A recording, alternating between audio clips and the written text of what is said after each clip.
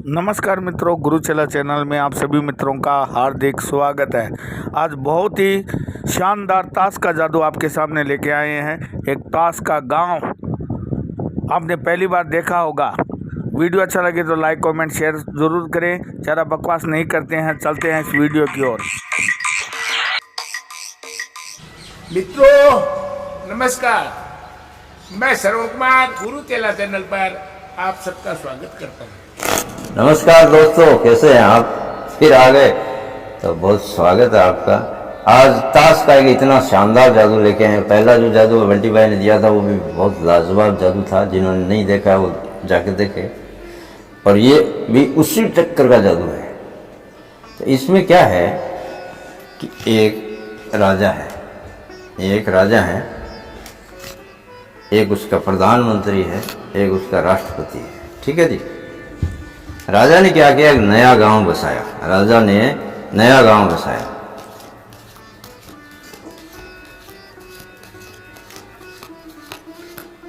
राजा ने नया गांव बसाया।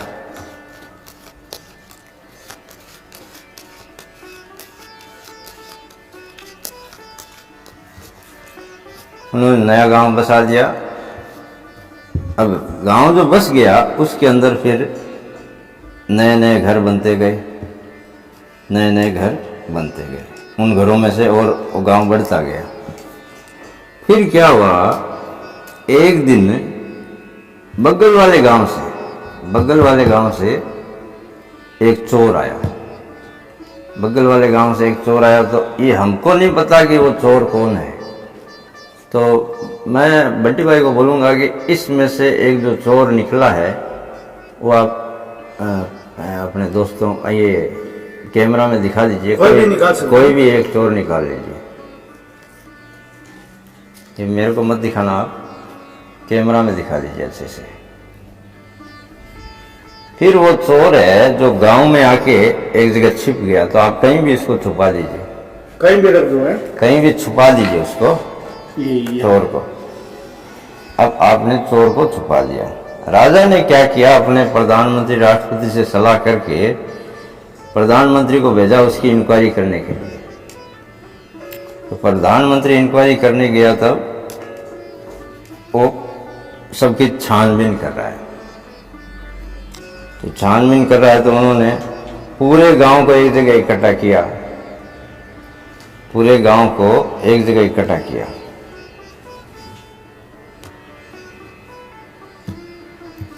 फिर सबकी इंक्वायरी की कि भाई तुम चोर है कि नहीं है। जैसे पूछताछ करते हैं ना, तो भाई उनमें से पता लगाते हैं कि हर आदमी को पूछा गया गांव के अंदर कि भाई तुम्हारे अंदर वो कौन आके मिक्स हुआ है।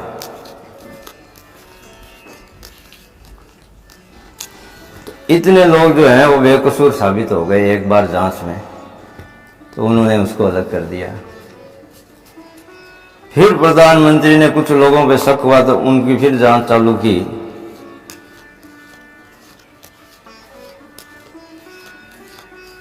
फिर उन्होंने इतने लोग बेकसूर साबित हो गए, उनको अलग कर दिया। फिर कुछ लोगों पे शक हुआ कि उनके यहाँ हो सकता है, तो वहां भी इंक्वायरी चालू की।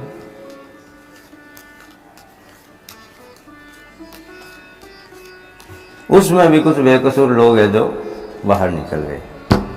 अब जो मुख्य आरोपी जिनके ऊपर ज्यादा शक था उनकी इंक्वायरी चल रही थी। तो उसमें भी ये दो आदमी निकल गए। तो बचा ये लास्ट का आदमी। ये वही आदमी है जिसको जो चोर था। बंटी भाई, क्या आपका चोर यही था? यही था। तो आपने उस समय ध्यान दिया होगा कि बगल के गांव से चोर आया था और ये देश के प्रधानमंत्री ने उसको खोज के निकाल लिया। तो ये जादू आपको अच्छा लगा शायद। मेरे को तो बहुत अच्छा लगा था और गुरुजी का तो ये पसंदीदा जादू था। अब आते हैं इस जादू के रहस्य पे। उससे पहले वो सदा वाली दो बात कर लेते हैं। आपने मित्रों यदि सब्सक्राइब का बटन नहीं दबाया तो उसे दबा दे। सब्सक्राइब का बटन दबा दिया है, घंटी का बटन नहीं दबाया तो उसे दबा दें। और ये दोनों काम आपने पहले से कर रखे हैं तो बहुत अच्छी बात है। तो मित्रों, अब आते हैं हम इस जादू के रहस्य पर।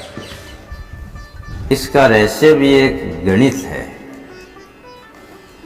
जैसे ये 52 पत्तों की ताश है, वो गणित आप समझना पड़ेगा तभी आपके समझ में आएगा।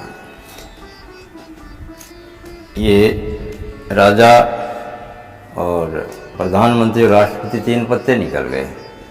फिर गांव बसाया राजा ने, तो वहाँ पे 15-15 की काउंटिंग करनी है। 1 2 3 4 5 6 7 8 9 10 11 12 13 14 15। ये 15 लोगों का एक मोहल्ला हो गया। फिर 1 2 3 4 5 6 7 8 9 10 11 12 13 14 15। ये 15 लोगों का दूसरा मोहल्ला हो गया। और ये बगल वाला गांव जहाँ से ये लोगों को इकट्ठा करके गांव बसाया था, तो वो वहाँ था। फिर क्या होता कि इन लोगों में कुछ और लड़के और लड़कियां जो भी बने, नया घर बना तो नया घर इधर बन गया। फिर पत्ते कितने भी निकाल सकते हैं क्या? कोई लिमिट नहीं है, चाहे जितना ले सकते हैं। तो वो भी उसमें से निकाल दिया। ये 15 जो पत्ते थे उनको ये 4 जगह रख दिया गया। ठीक है जी। फिर बगल वाला गांव जो था, बगल वाला गांव, उसमें से एक चोर निकला। अब इसमें से कोई भी चोर आप निकाल लीजिए, जिसको सीधा करके रख दीजिए। ये भी तीरी है, चिड़तन की तीरी है, आप नोट कर लेना। पहले शायद हुक्म की तीरी थी। हाँ, तो बेटा तीरी तीरी दिखाता है। तो ये इन्होंने यहाँ रखी। क्यों मंडी भाई? कहीं भी रख दो। चलिए, ये यहाँ आके इनके साथ शामिल हो गया। फिर यहाँ से जो ये दूसरे गांव वाले इनके पास गए, तो राजा ने उस चोर को पकड़ने के लिए इनको प्रधानमंत्री को भेजा। तो ये प्रधानमंत्री आके गांव की खोजबीन चालू कर दिया। अब क्या करना है कि ये चोर जहां भी रखा है, इस 4 की डिग्गी में, जैसे बंटी भाई ने ये चोर यहाँ रखा है, तो अपने को ध्यान देना है कि ये प्रधानमंत्री जो है वो इसको अलग, इसको ठीक विपरीत रखना है। सामने वाला यदि चोर को यहाँ रखे तो आपको उसको ठीक विपरीत प्रधानमंत्री जी को रखना है। ठीक है, नोट कर लिया आपने।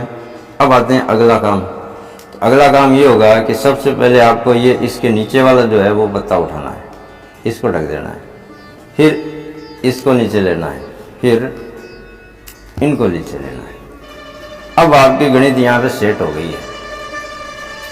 अब देखिए आपका 1 2 3 4 5 6 7 8 9 10 11 12 13 14 15 16 17 18 19 20 21 22 23 24 25 26 27 28।